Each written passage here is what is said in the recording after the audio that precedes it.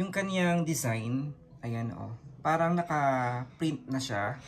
So, hindi siya sticker na nababakbak. Quality talaga yung pagkakagawa. Sa likod, ayan oh. So, kumpleto. Kumpleto. Ayos. Ang ganda-ganda guys. Satisfied customer. Okay, so, unboxan natin yung bago kong biling helmet sa Lazada. Ayan. So, buyer's review to. Ayan. Ito yung natanggap ko ngayon. Ayan. Siyempre from legit shop no, sa Lazada. Oh, tip ko lang guys sa pagbili po ng mga products coming from Lazada.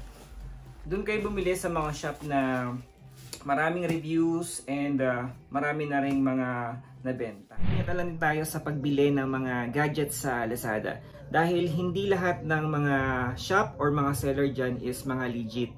Yung iba mga dummy, and then yung iba mga scammer talaga. Maraming mga products dyan na pwede nyong bilhin, pero piliin nyo po yung maraming ratings, maganda yung mga review, and then yung talagang legit, no? So pwede nyong i-chat, pwede nyong papicturean yung item na ino-order ninyo bago i-send. Yun yung kailangan nyong gawin kasi last time na scam ako. So same helmet yung in-order ko sa ina-unbox natin ngayon. Pero yung dumating, small parcel lang siya. Worth 5,500 din. Or sa 5,800 din yata yan. Pero small item lang. Pero good thing kasi yung rider natin na nag-deliver sa atin, ang sabi niya, sir parang scam to. I-refuse mo na lang. Ayan. Kasi hindi ito yung order mo kasi helmet yung order ko eh. So pinadala ganun lang siya kaliit. Kailangan ko ng magandang helmet, maayos na helmet, at the same time yung convenient ako, and syempre gagamitan ko siya ng intercom para pag may tumatawag sa akin masasagot ko siya ng hands-free. So yun lang, tuloy na natin yung unboxing. Anyways guys, kung na-scam naman kayo sa Lazada, pwede nyo siyang i-return. So meron naman ganun, kaya safe naman kung bumili sa Lazada. Yan, so buksan na natin. Ayan, importante rin yung mga video kayo bago kayo mag-open ng parcel nyo para mas madali ang refund. Para may evidence kayo din. Kung sakaling hindi tama yung natanggap ninyo, no? Yun. So, ito na siya.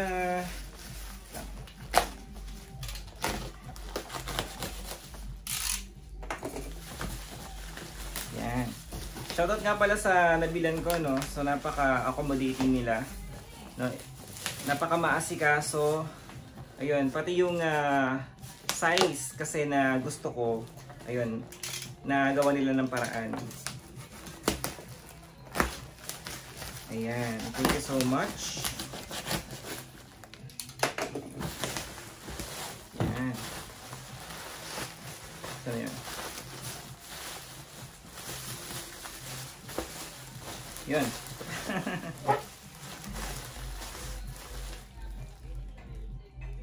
Ayan, dito ko siya nabili sa ano, Bayani Motors. Ayun, Bayani Motors. So, ang original price niya is nasa 5,500 plus. Pero dahil naka-sale sila, tapos nagamit ako ng voucher, ayun, naging 5,077.94 na lang siya. Ayan. So, ang original size ito dapat is medium. So, maliit kasi yung medium, no? And kaya ginawa nilang large, white large. Ayan, white large. Thank you so much, Bayani. Bayani Motors. Ayan, large. Tapos, ang color na napili ko dati is kulay white, kaso nga walang stocks. So, nag-change na lang kami. Yun na maganda ron. Kasi pag XL or medium, sobrang liit. Pag XL, sobrang laki. Kaya, ayun. Kinuha ko na lang yung tamang fit, yung large.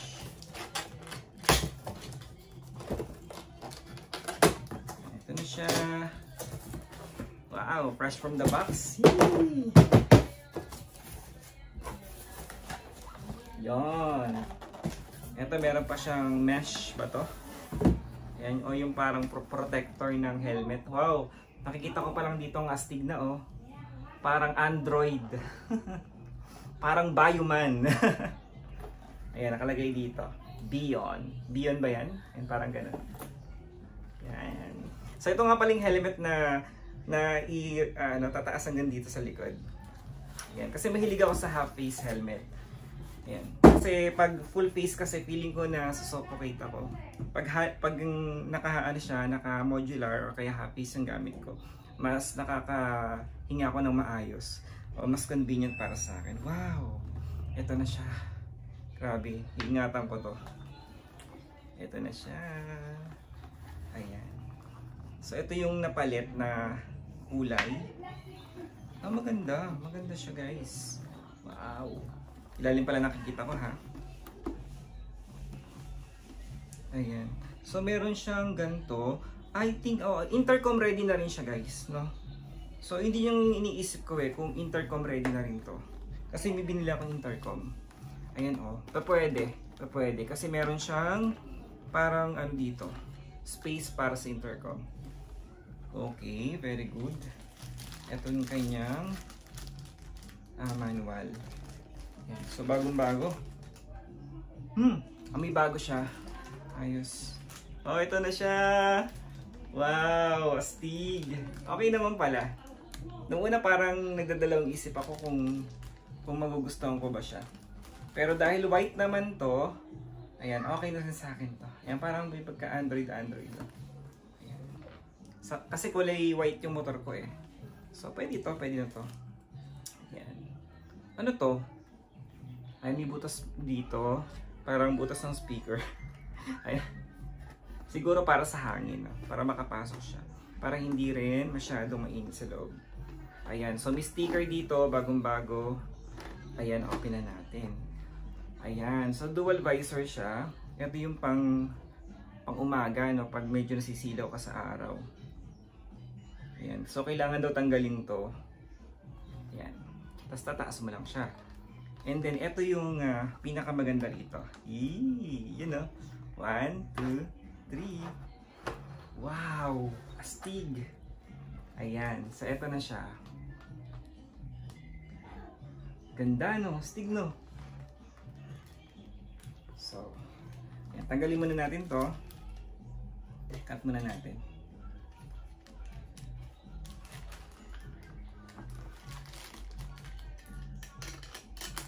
Dahan, baka makat yung... Yan. So, ito na siya. Ito yung loob. Yan, kita nyo? Yan, o. And then yung foam niya, ayan, malambot naman din. So, ito yung large. Ayan, large. Sana di masikip. Okay. Sakto lang sa akin, guys. Ayan, o. Tapos ito, stick dito.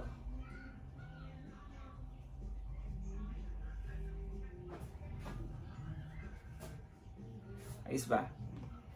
Ayan. Hindi siya sobrang sikip. Hindi rin siya sobrang luwag. So, ito yung large. I think yung XL, okay din. Medyo maluwag lang ng konti pag XL. Pero, kung gusto mo yung hindi masyadong masikip, mag-XL ka. No? So, pag medyo mataba yung mukha mo o malaki yung ulo mo, dapat XL or XXL. Ako kasi payat ako. So, sa akin, pwede ang large. Large lang. Pang medium, sobrang liit. Ang medium, I think, pwede sa babae kasi ang babae kasi medyo maliit talaga yung mukha. No? So, pag medium ang gamit ko, siguro nakaganon yung mukha ko. Mga ganyan. So, ayaw naman natin maging pan-design. So, ito okay lang to. Ayan. So, at least hindi masyadong nade-deform yung natin, yung face natin. Kasi may mga helmet kasi pag sobrang sikip, nakagano ko. Nakaganyan na. So, ito hindi naman. Saktuhan lang siya. So, large size. Ayan. Large size. Beyond. Ayan. So, para kasi Bioman! For this! Bioman! Parang Bioman. Ayan. Sa baba naman natin yung kanyang tawag dito. Sun visor ba to? Yon, astig oh. Wow. Ayos. Yan. Ayan. So, ayos guys. Napaka-comfortable niya suotin. Hindi siya mabigat. Hindi siya mabigat. Mas mabigat pa yung gamit kong helmet na SEC. Kasi yung bago kong biling helmet na SEC, mabigat siya kasi nung bago siya parang ang hirap, ang sakit sa liig. Ayan. And then, nung medyo tumagal na siya, medyo gumagaan-gaan na siya. So, ito, ayan, bago lang siya, no? So, magaan. Magaan siya. Hindi mangangali ang liig mo. Ayan, ayos to guys. So, ayan, try nyo din to. Kung sawa na kayo sa mga brand na nabibili ninyo, try nyo naman to. Try nyo din to guys. Maganda siya. Ako na nasasabi sa inyo. Wow! You know. Then, baba naman natin to. Uy, wala akong makita. Ayan. So, ayos ba? Tanggalin na natin yung kanyang sticker para magamit na natin. Yan, pinakita ko kung paano siya gamitin, kung paano siya suot. And ayun, hinubad ko, napaka-ayos din. Swak na swak. Astig talaga. Yan, so tanggalin na natin to. Tanggalin na natin to. This one. Ayan, madali lang siyang tanggalin. Ayan. Konting, ayan. You know. Wow. Ayos. And then, ito, baba natin para magamit na rin natin. Dati ayaw kong tanggalin yung mga ganito eh, kasi para mukha laging bago. Pero hindi mo kasi siya makikita kapag nakaganto ka. Yan. Pero parang ayoko munang tanggalin. No? Para mukhang bago. Yung front na lang, kasi nakikita ko naman yung ano. Tsaka hindi ko naman siya madalas gamitin eh. No? Mas gusto ko pa rin yung malinaw. Yan. So di ko muna tatanggalin yun para ma-enjoy ko muna siya. Yan. 707. Beyond 707. Ayan. So meron siyang ganito dito. Ayan. Ito yung gilid. Ayan. Ano to? And then this one. Kita nyo? Ayan. So ganyan siya.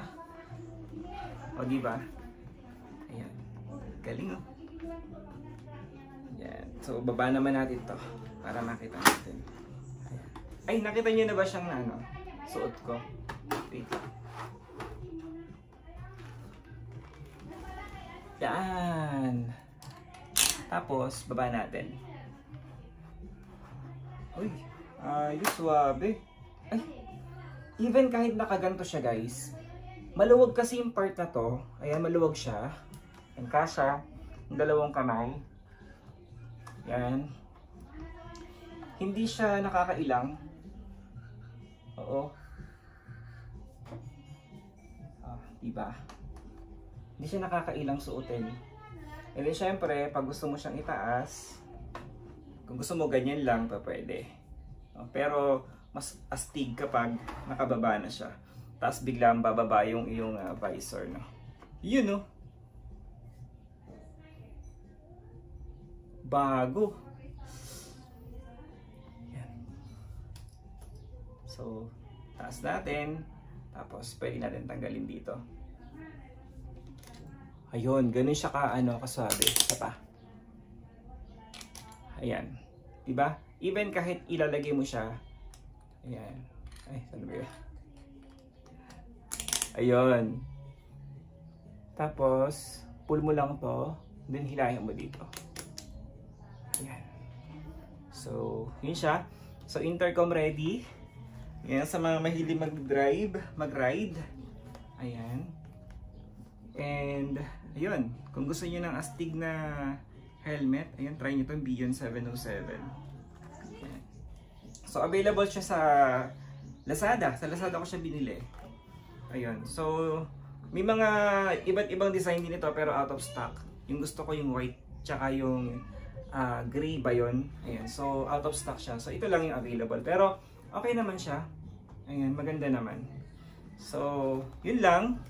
Ayan, so thank you for watching and I hope nagustuhan nyo yung buyer's review and unboxing natin. So, kung i-rate ko siya, 10/10. You know, thank you! Please follow and subscribe to my YouTube channel. Ayan, para lagi kayong updated sa mga latest video na i-upload natin. So, maraming salamat! Bye-bye!